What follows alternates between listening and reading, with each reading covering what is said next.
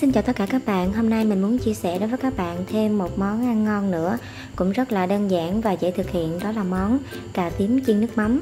Và để làm được món cà tím chiên nước mắm thì các bạn cần chuẩn bị cho mình ở đây là 2 trái cà tím mình cân lên được là 600g. Một chút nữa mình sẽ đi sơ chế thì mình trừ hao lại là còn khoảng 500g. Rồi ở đây là 2 tép tỏi, nửa trái ớt sừng và một ít hành lá và một số gia vị nêm nếm cần thiết khác. Bây giờ chúng ta sẽ cùng bắt tay vào thực hiện món cà tím chiên nước mắm này nhé. Đầu tiên các bạn chuẩn bị cho mình một thau nước như thế này. Các bạn cho vào đây một muỗng cà phê muối. Các bạn cho vào đây một muỗng canh giấm hoặc là chanh.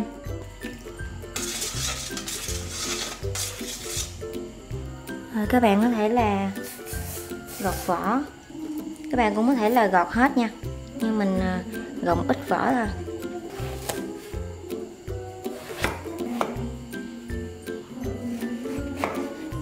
Ngâm ngay vào trong hỗn hợp nước muối giấm để tránh cho cà nó bị đen.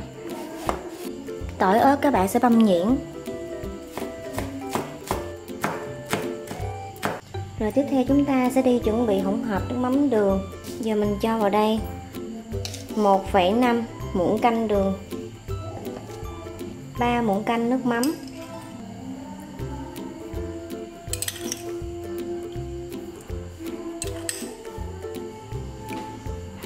bị thiếu một chút các bạn.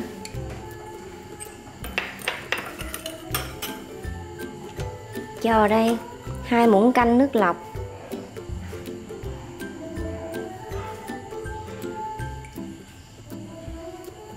các bạn có thể là nêm nếm sao cho phù hợp với khẩu vị ăn gia đình các bạn là được ha. Rồi để tạo thêm màu sắc đẹp mắt cho món ăn, mình sẽ cho vào đây nửa muỗng cà phê ớt bột. Đây là ớt bột Hàn Quốc loại không cay nha các bạn. Các bạn cũng có thể là cho tương ớt vào cũng được.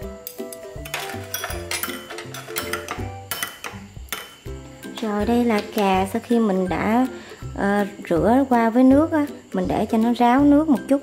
Bây giờ các bạn sẽ cho vào đây là bột bắp nha. Mình sẽ áo một lớp bột bắp để một chút nữa mình đi chiên để tạo cái độ giòn ở bên ngoài, nhưng mà cà nó vẫn giữ được cái độ mềm ở bên trong. Giờ mình không có cân chính xác là bao nhiêu, mình chỉ rắc vào mình áo một lớp ở bên ngoài vừa đủ là được.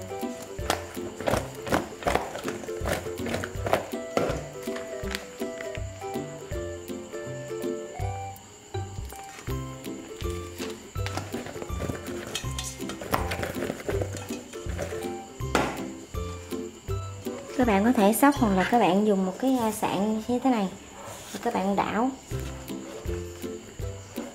Thì mình sẽ bắt chảo lên, mình sẽ đi chiên cà.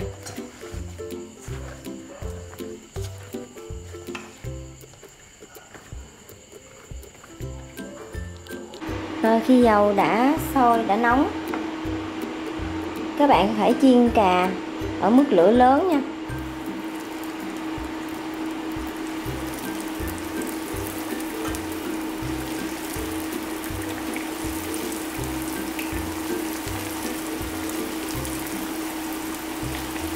Mình chiên ở mức lửa lớn để tránh cho cà nó bị động dầu á các bạn.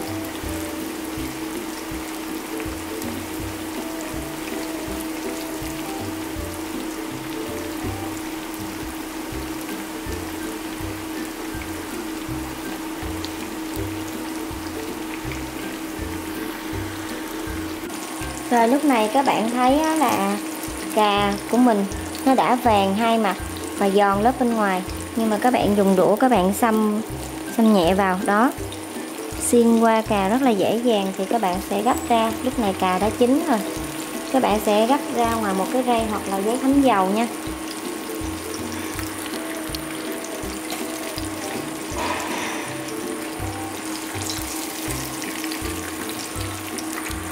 Rồi mình đã trút bớt dầu ra, mình để ở đây khoảng một muỗng canh dầu ăn để mình phi tỏi.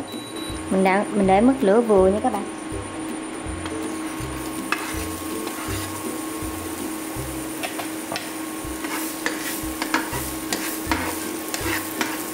Rồi khi tỏi đã thơm, các bạn sẽ cho hỗn hợp với mắm đường vào. Các bạn để mức lửa nhỏ vừa nha. Các bạn sẽ nấu cho hỗn hợp nước mắm đường nó hơi sánh một chút.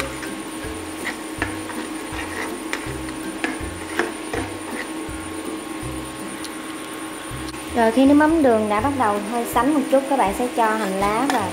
Hành lá các bạn đừng có sắc nhỏ quá nha. Rồi lúc này các bạn sẽ tăng lên mức lửa lớn. Mình tăng lên mức lửa lớn, mình sẽ cho nhanh cà vào, mình đảo sơ qua.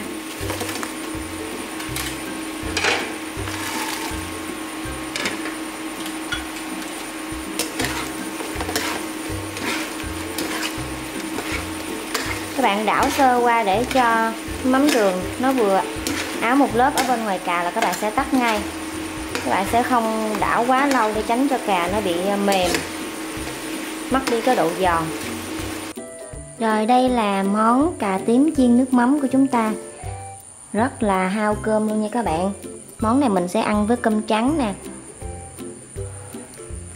Bây giờ thì mình mời các bạn cùng mình thưởng thức món cà tím chiên nước mắm này nha. Nếu như mình ăn với cơm trắng thì nó sẽ vừa hơn. Đây là mình ăn không nha các bạn. Và để biết là cà tím chiên nước mắm của mình thành phẩm có đạt hay không thì các bạn sẽ, khi các bạn ăn vào, các bạn sẽ cảm nhận được cái độ giòn ở bên ngoài, nhưng bên trong thì cà nó mềm và vẫn giữ được cái hương vị đặc trưng của cà tím và có cái độ ngọt rất là thơm ngon của cà nha. Mời các bạn ha.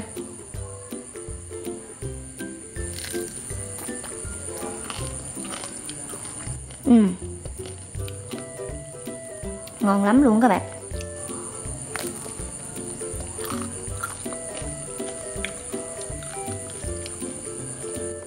Nhưng mà như mình đã nói, món này thì mình làm để ăn với cơm. Nếu mình ăn không thì mình sẽ thấy là nó hơi đậm đà. Nếu mà ăn với cơm là vừa luôn các bạn. Rất là ngon, rất là thơm.